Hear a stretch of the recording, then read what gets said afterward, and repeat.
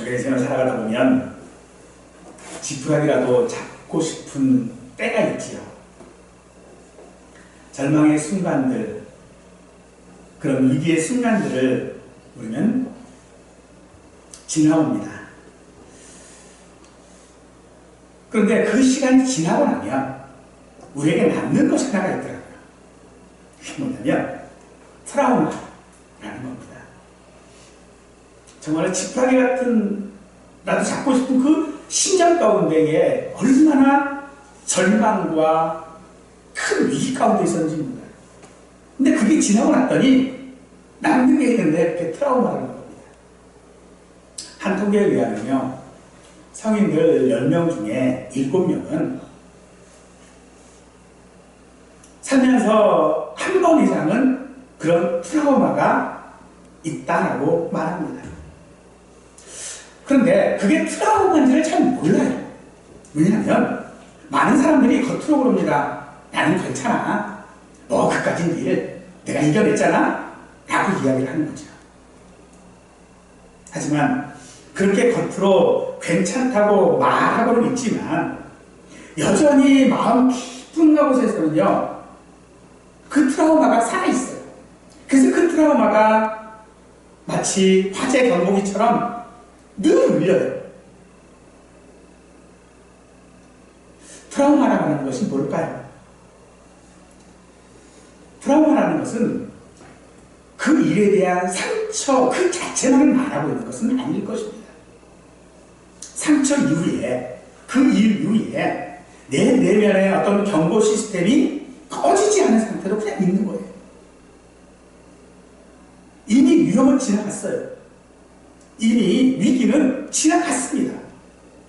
그럼에도 불구하고 내 마음속에서는요, 계속해서 소리치고 있는 거예요.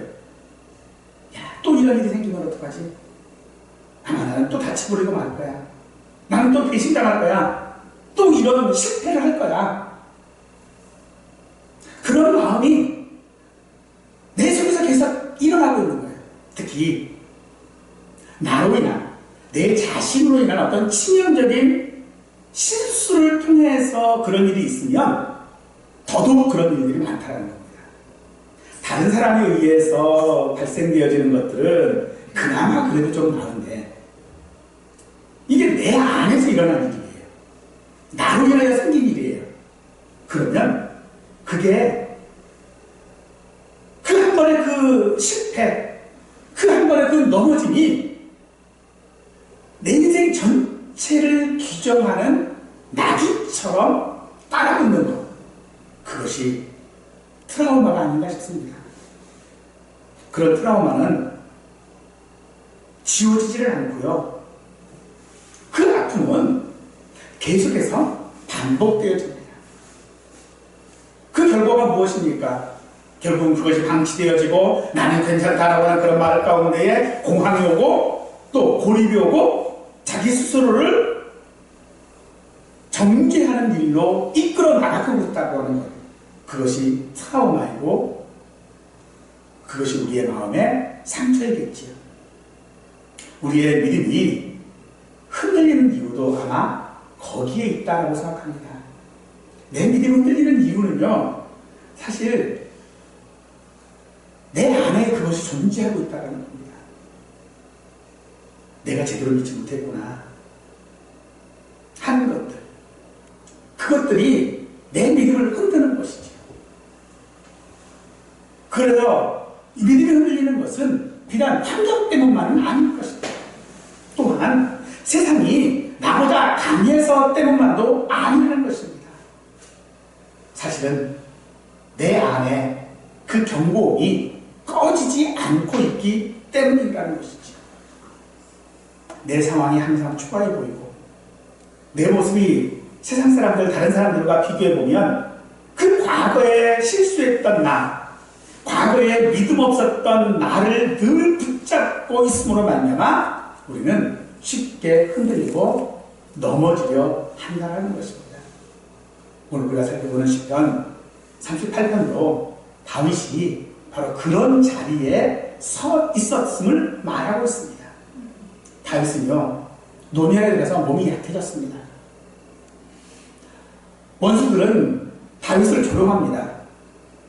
뿐만 아니라 자기 스스로 죄 가운데서, 그 죄책 가운데서 신음하고 있습니다.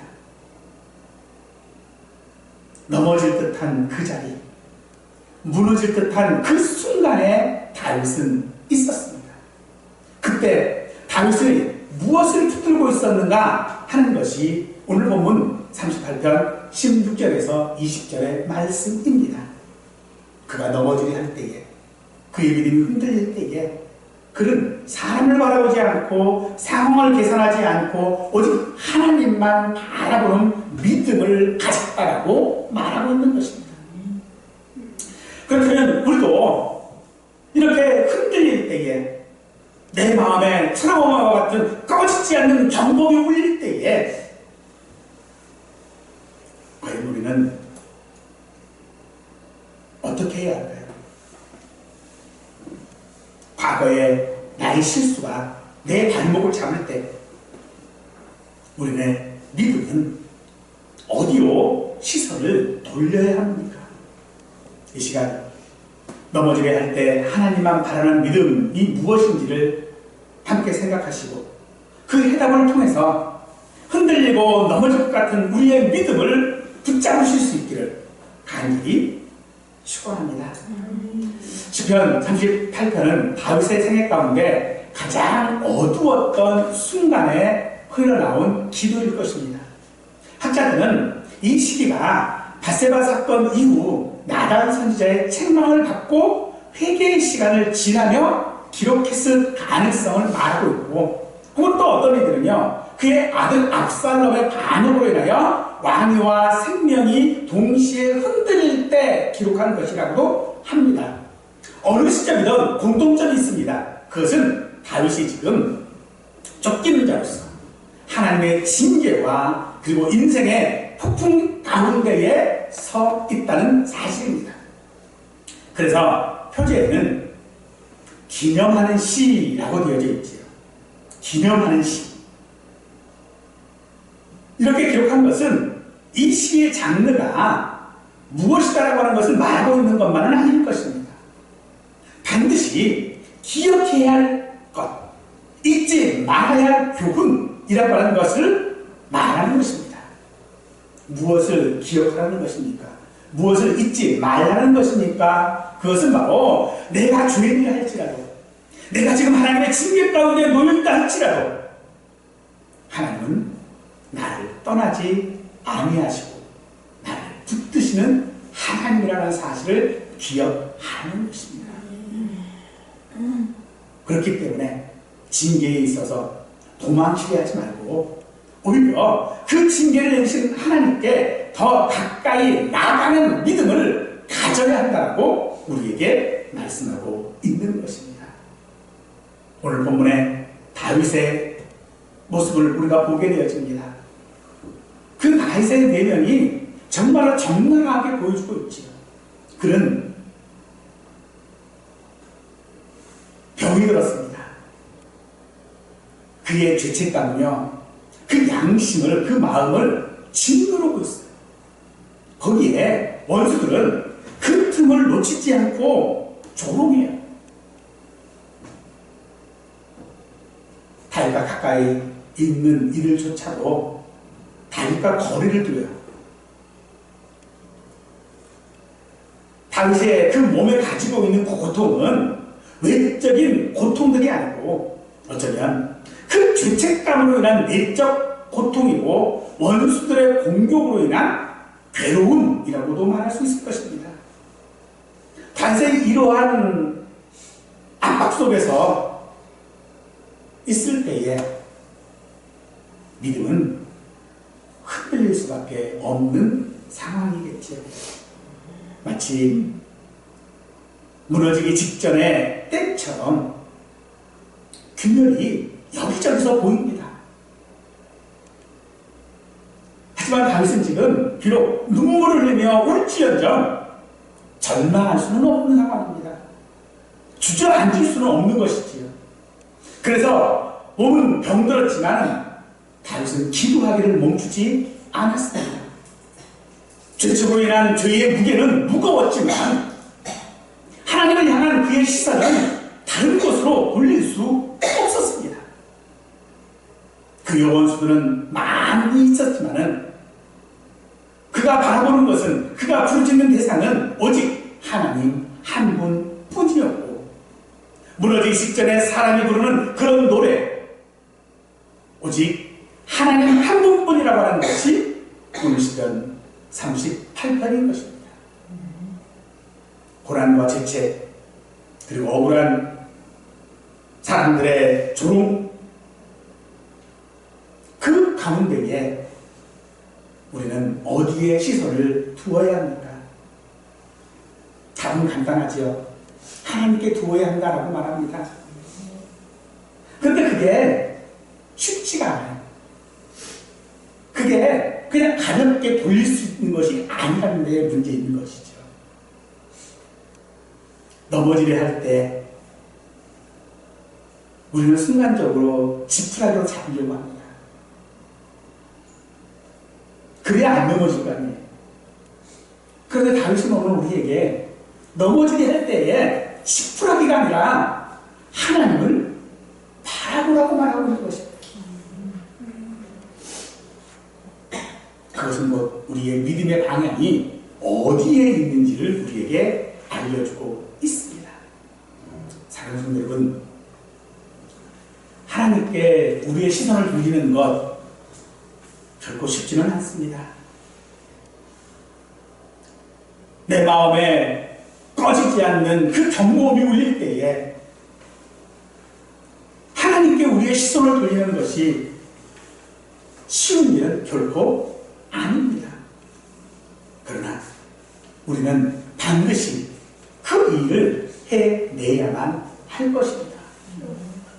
그래야 우리가 넘어지지 않습니다. 그래야 우리가 흔들리지 않습니다. 아니 혹여 넘어지고 흔들려 쓰러졌다 할지라도 우리는 다시 일어설 수 있는 것입니다. 그러기에 다윗이 지금 두려워하는 것은 그 육체가 가지고 있는 고통 때문이 아니었습니다. 정말로 그가 진정으로 염려하고 걱정하고 두려워했던 것은 원수들의 조롱이었습니다. 16절에 그들이 나 때문에 기뻐하며 내가 시족할 때에 나를 향하여 스스로 교만할까 하였나이다 라고 말하고 있는데, 그들의 웃음, 그들의 그 기쁨이라고 하는 것은 비웃음 이런 것이 아니고요, 자기가 충천한 환호를 의미하는 것입니다. 마치 축제를 벌이듯이 기뻐하고 승리의 개가를 부르는 모습이라는 것입니다. 원수들은 다윗이 넘어짐을 통하여 자신들의 정당함을 증명하려고 합니다. 더 나아가 그들은요, 봐라 하나님은 어디 있는가 라고 말합니다. 이것이 다윗이 두려워하는 핵심입니다.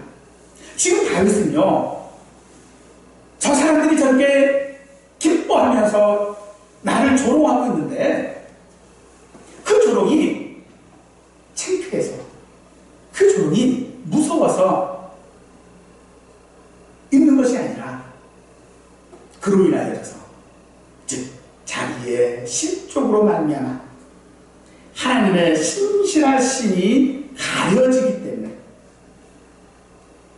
자기의 죄로 말미암아 하나님의 영광이 가리워지기 때문에 지금 두려워하고 있다는 것입니다.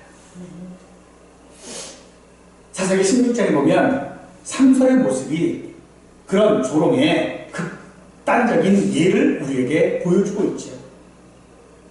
들릴라에게 머리카락을 잘려 힘을 잃은 삼손은요, 그 블레셋 사람들에게 붙잡혀서 두 눈을 잃게 됩니다. 그리고 짐승이나 돌리는 맷돌을 돌리지요. 사람들은 그런 삼손을 끌어내어 제주를 부르게 합니다.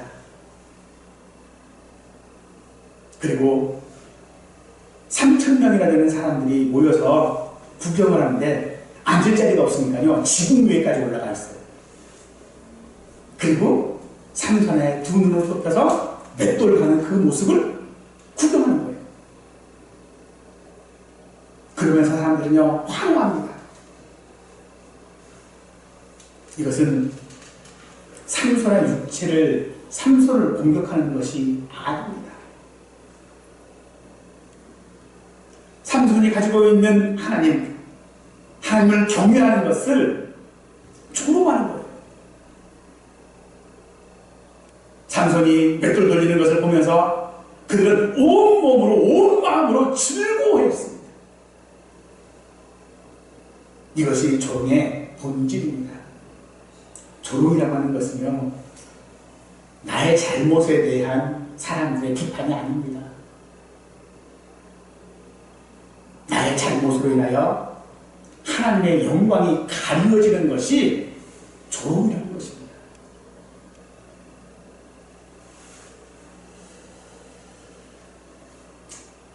그러므로 세상 사람들의 조롱은 궁극적으로 하나님을 향한 것일 수밖에 없는 것입니다. 그러기에 17절에서 다윗은 내가 넘어지게 되었고 나의 근심이 항상 내 앞에 있다라고 말하는 것입니다.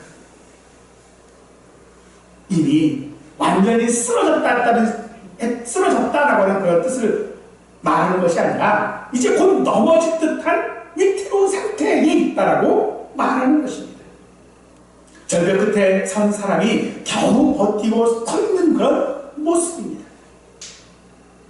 다윗이 지금 넘어지는 상황은요, 어쩌면 육체적인 질병일 수도 있고요, 그가 사회적인 어떤 비난을 받는 자리일 수도 있고, 혹은 그 둘 다였을 수도 있을 것입니다.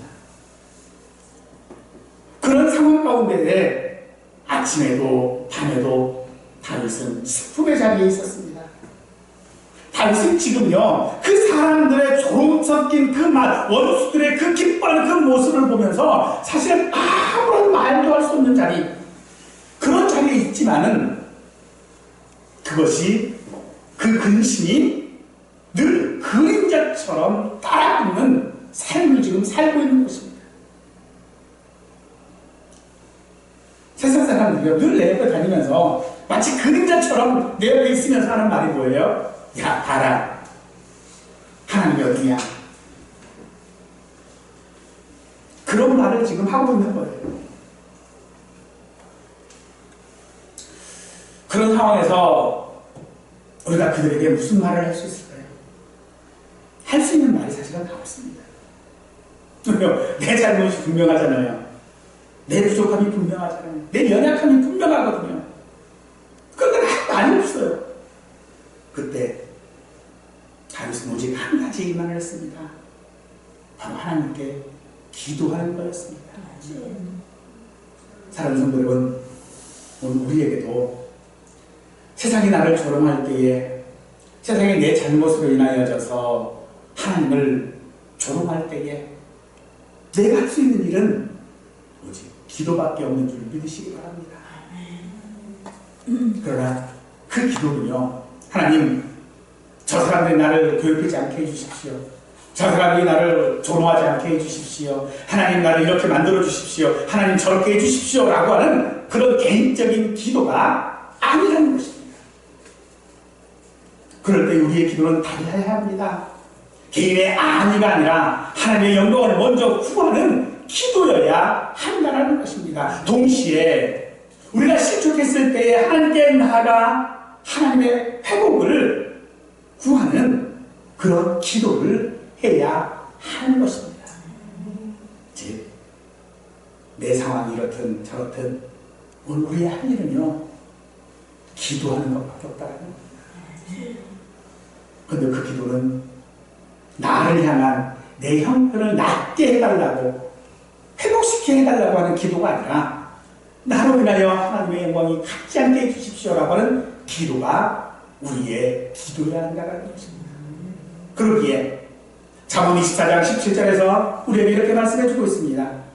내 원수가 넘어질 때에 즐거워하지 말며 그가 엎드려질 때에 마음에 기뻐하지 말라라고 하시는 것입니다. 그렇잖아요. 원수가 넘어졌어요. 어찌 안 즐겁겠습니까?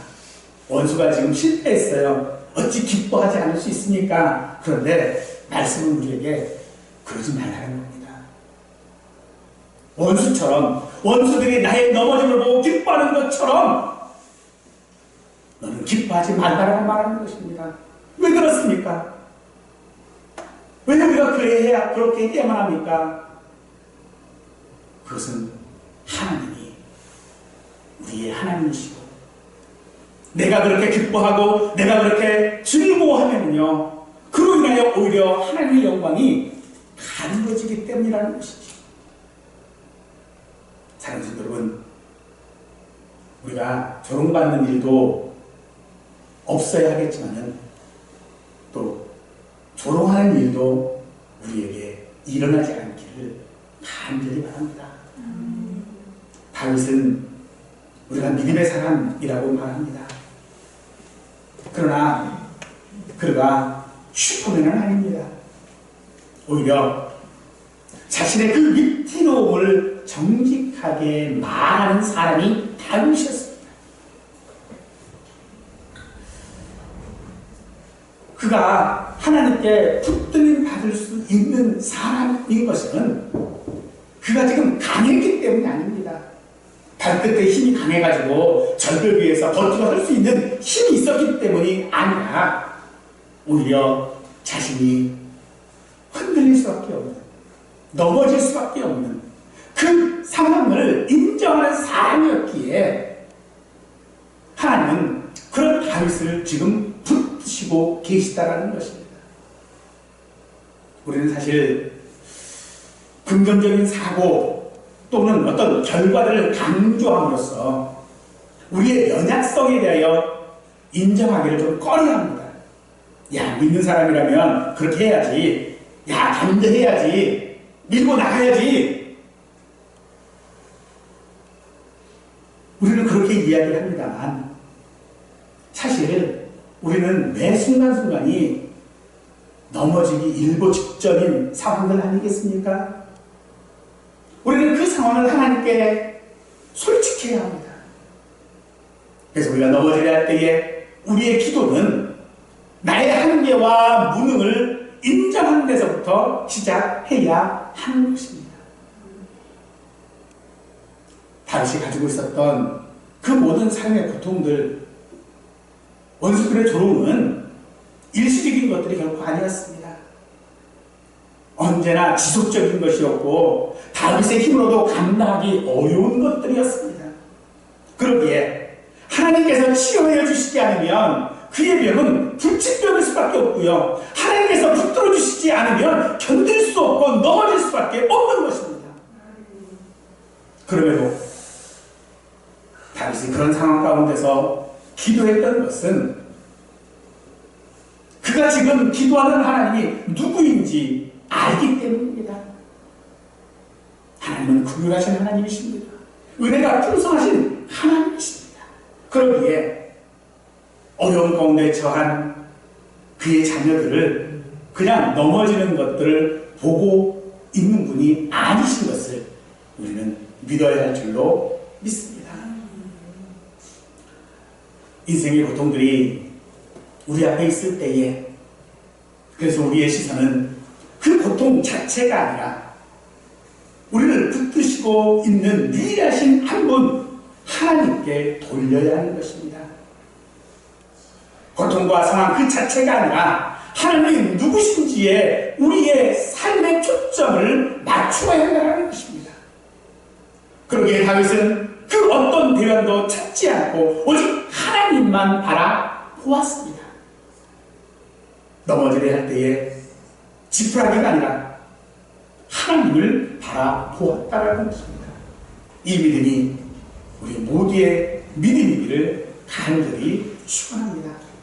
계속해서 다윗이 18절에서 내 죄악을 아뢰고 내 죄를 스포한다 라고 말합니다. 고난을, 어려움을 환경의 문제로 돌리고 있지 않습니다. 원수들의 그 악함으로도 돌리고 있지 않습니다. 이것이 우리 믿는 사람과 세상 사람의 차이일 것입니다. 세상은 억울한 일을 당할 때 복수를 꿈꾸죠. 하지만 성도는 내 자신을 먼저 살펴야 합니다. 내 자신, 내 안에 있는 그 죄악을 먼저 보아야 한다는 것입니다. 그것이 우리의 삶의 기준입니다. 죄라는 건 무엇입니까? 죄는 하나님의 기준에서 벗어난 상태를 뜻하는 것 아니겠습니까? 그렇다면 하나님이 정하여 주신 그 기준에서 벗어나고 왜곡된 상태에 있는 나를 볼 때에 내가 죄인이라고 고백할 수밖에 없는 것입니다. 그 사람이 바로 하나님께 붙들린 사람입니다. 오늘 다윗은 내 죄악을 아뢰고라고 말하고 있지요. 아른다라고 하는 말은 감추어뒀던 것을 드러낸다라고 하는 뜻입니다. 아른다라는 것은요, 덮어놓은 것을 걷어낸다는 뜻을 가지고 있어요. 그러면 그게 무엇입니까? 그것은 내가 입으로만 말하는 것 그 이상의 의미를 가지고 있는 것이죠. 나는 이런 잘못을 했습니다. 나는 저런 잘못을 했습니다. 라고 회개하는 것은 단지 내 입으로 그것을 말하는 것에 의미가 있는 것이 아니라 그것을 하나님 앞에 드러낸다라는 것입니다. 그 죄를 포장해놓고 있지 않습니다. 회칠한 무덤이 아니라는 거죠. 변명하는 것이 아니라는 것입니다. 그저 하나님 앞에 내 죄가 이렇습니다 라고 보여주는 거예요. 우리는 그것을 회개라고 말합니다.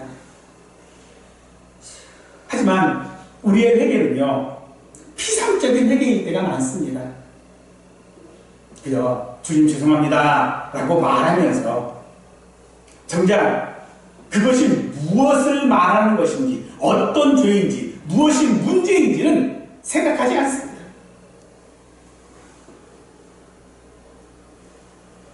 웨스트민스터 서유동단에서는 그래서 회개라고 하는 것을 이렇게 말하죠.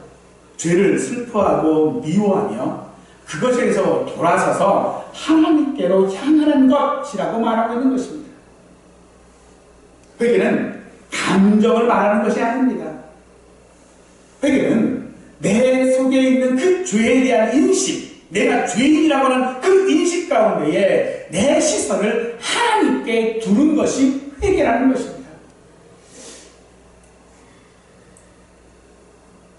회개를 우리는 그저 내 잘못을 돌이키는 것, 혹은 내 잘못을 그저 감추기에 급한 것들, 그래서 다시는 내가 그런 죄를 이제 안 저질러야지 하는 그런 결심, 이것이 회개가 아니라 하나님께서 우리에게 원하시는 회개는요, 내 자신을 있는 그대로 하나님 앞에 보여드리고 아뢰고 그리고 하나님의 얼굴을 바라보는 겁니다.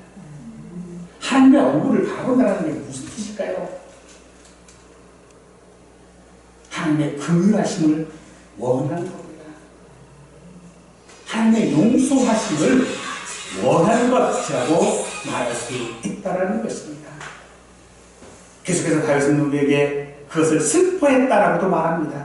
이 슬퍼하다라고 하는 말 속에는요, 근심하다, 두려워하다라고 하는 의미가 있습니다.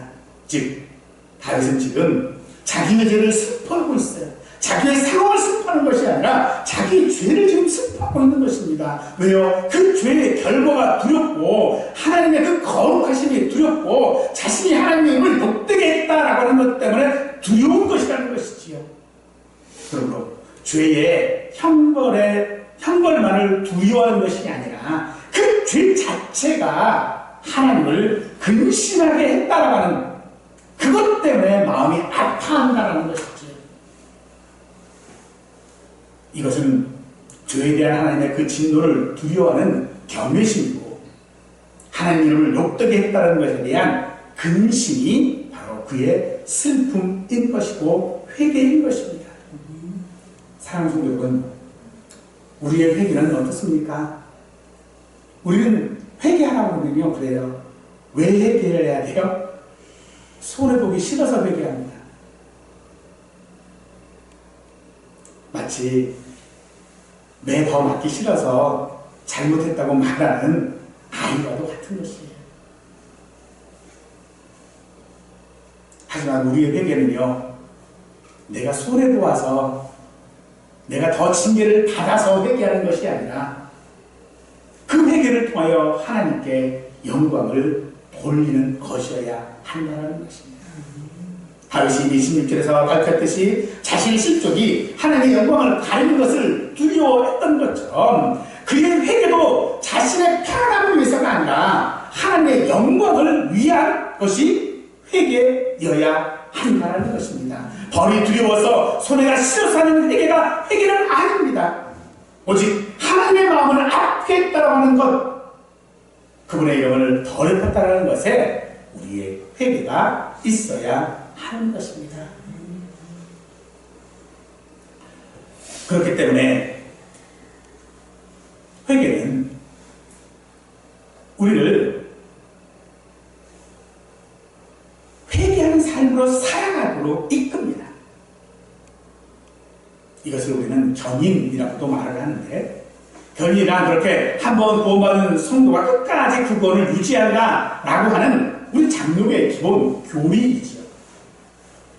그러나 그것은요, 회개 없이 그저 구원만을 유지해주고 있다라고 하는 그런 의미가 아니라 내 평생을 회개하는 삶으로 살아가도록 이끄신다라고 하는 그런 뜻입니다.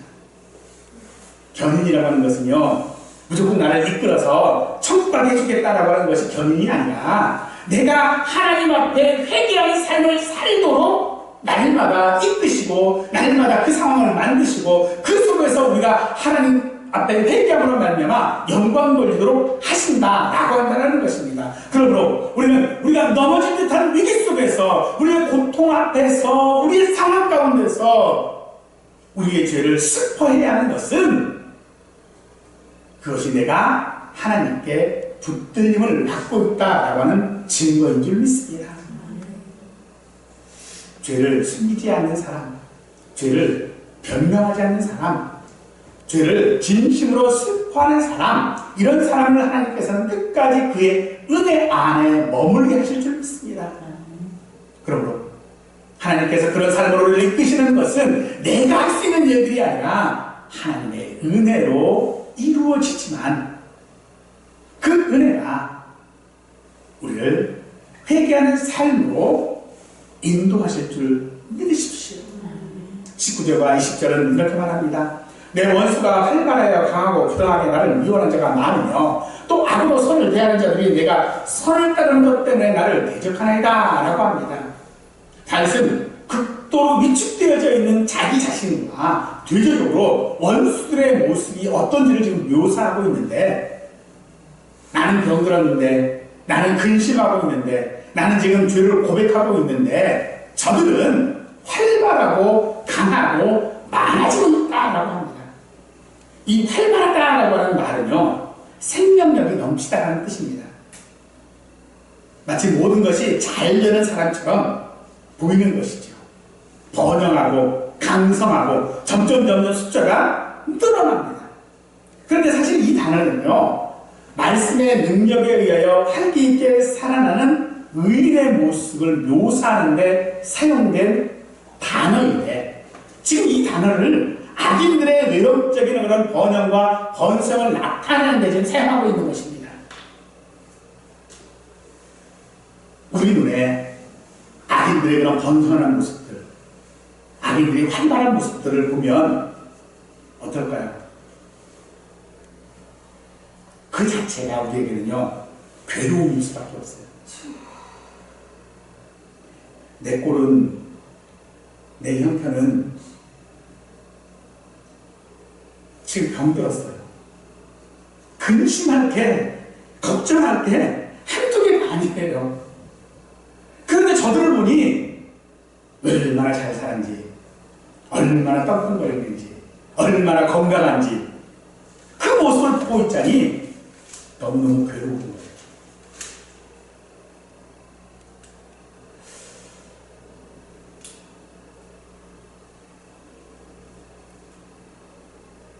그런데 그 괴로움을 우리는 지금 어찌할 수가 없습니다. 속수무책입니다.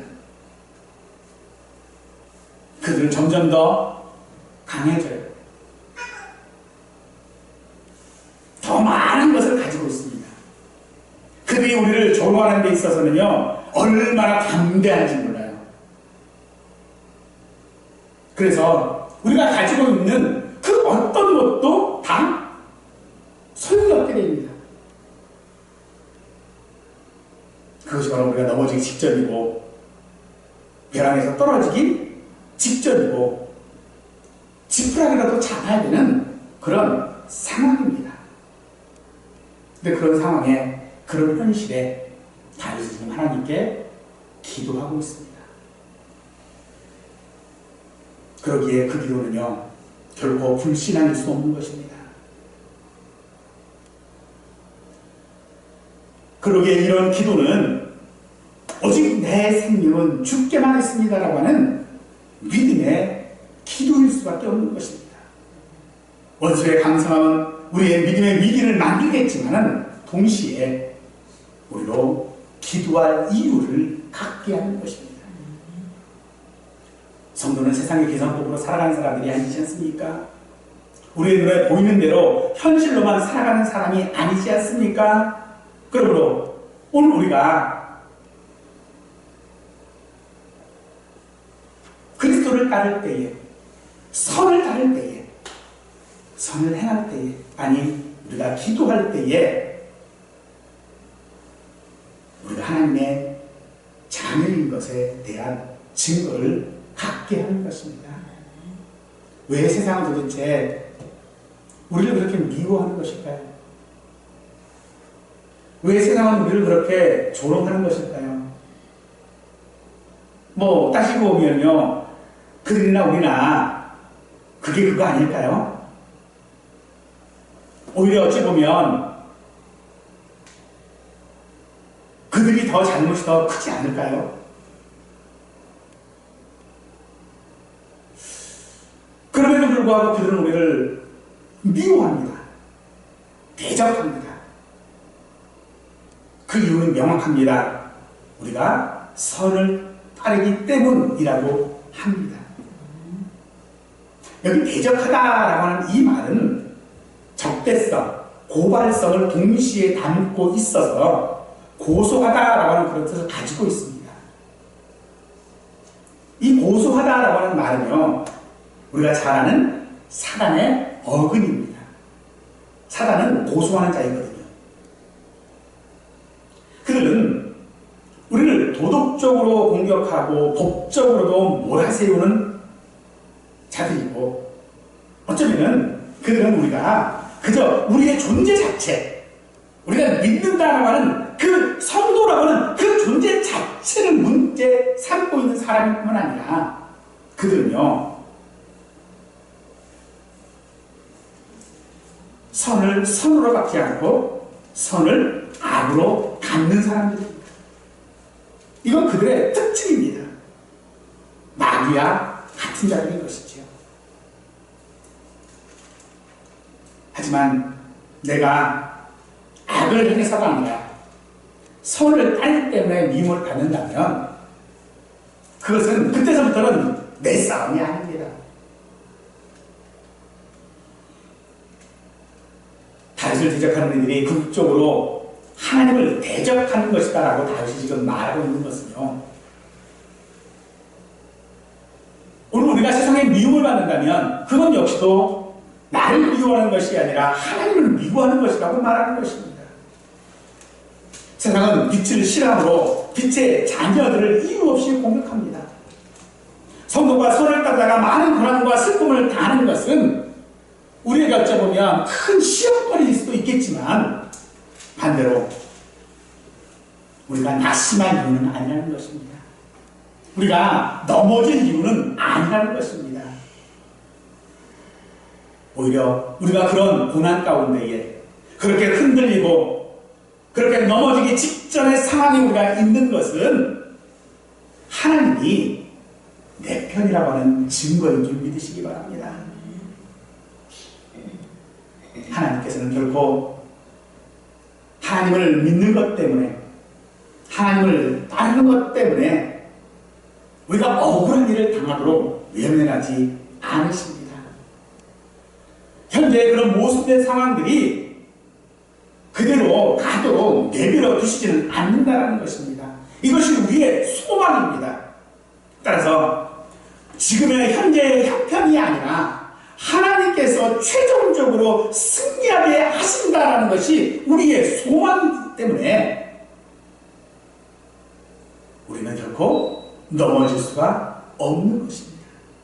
아니, 내가 무엇을 잡고 있지 않아도 내가 넘어지지 않고 내가 그저 하나님만 바라보았음에도 불구하고 내가 넘어지지 않는 것은 지금의 형편이 아니라 우리의 소망이 되어지는 것이고 하나님의 자비인 것이고 우리의 위로가 되어지는 것입니다.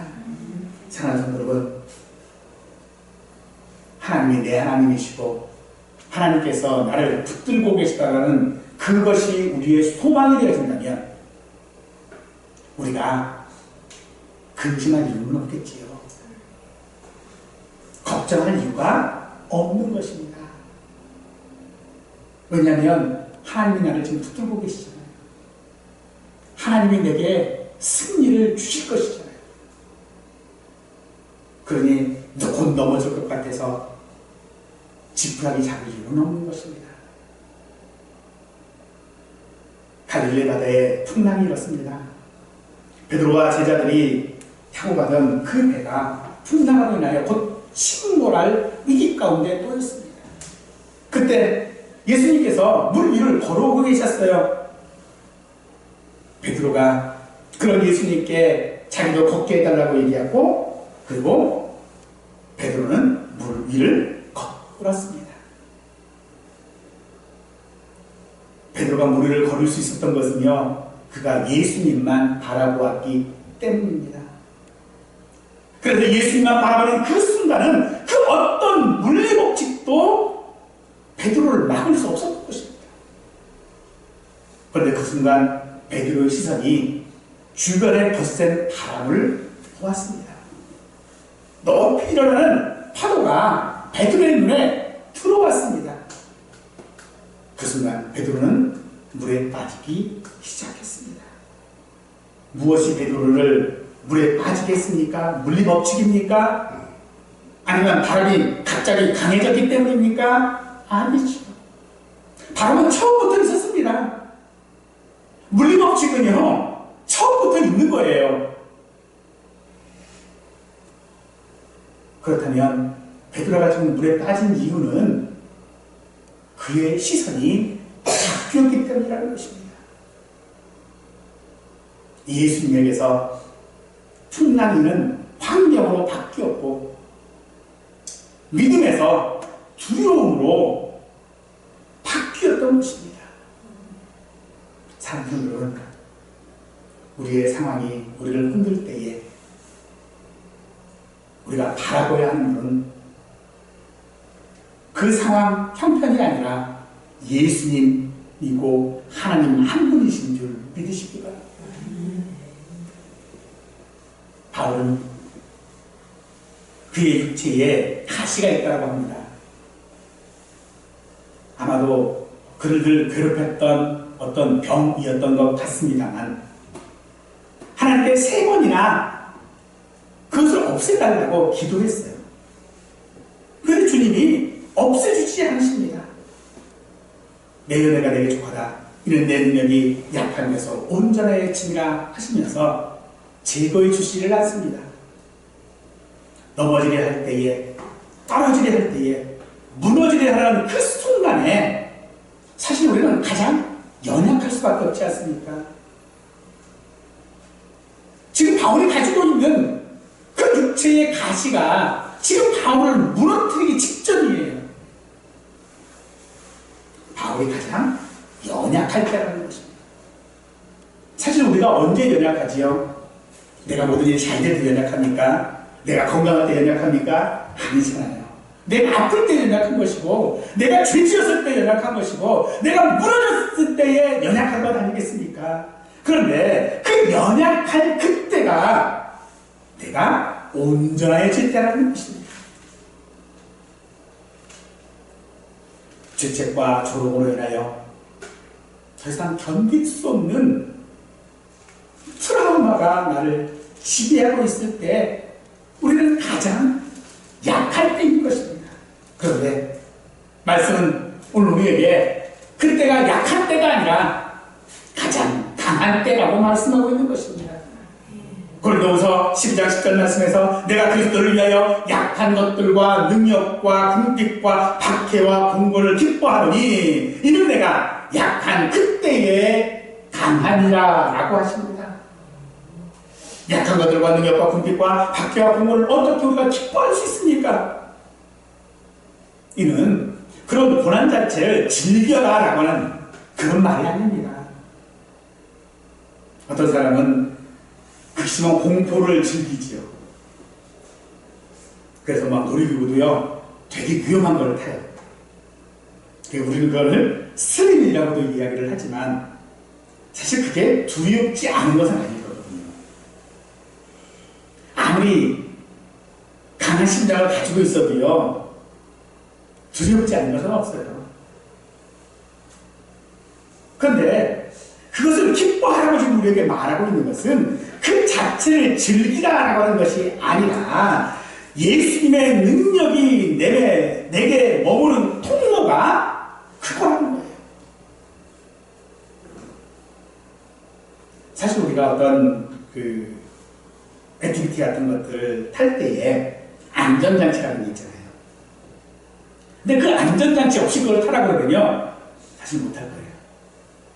그런데 우리가 그렇게 보기만 해도 그냥 찌릿찌릿한 그런 것들을 탈 수 있는 이유는 안전장치가 있으면 타요. 그것이 우리의 모습이라는 것이지요. 사랑하는 성도 여러분, 그 안전장치가 그 두려움에 대해 의지하는 것이라면 오늘 내가 약할 때에 내가 의지할 수 있는 가장 안전한 안전장치는 우리 하나님이신 줄 믿으시기 바랍니다. 그래서 우리는 내가 흔들려 넘어지려 할 때에 하나님을 바라보아야 하는 것입니다. 그것은 우리의 연약함을 강하게 하는 것입니다. 그것은 하나님의 은혜가 시작되는 자리인 것입니다. 하나님의 은혜는 하나님의 모든 풍요하심은요 우리의 모든 연약함을 덮고도 남는 은혜일 것이고, 그래서 우리의 모든 삶이 괴롭고 힘들고 넘어질 것 같은 연약함이라도 그것이 하나님의 영광을 위한 것임을 믿으시고, 내가 연약할 때에 나를 붙드시는 하나님 앞에 영광 돌릴 때에 내가 하나님의 자녀인 것이 증거되어지는 것을 믿으시고, 그 연약함이 예수님의 능력이 머무는 자리가 되어지도록 하나님을 바라보는 우리의 삶이 되실 수 있기를 간절히 축원하겠습니다.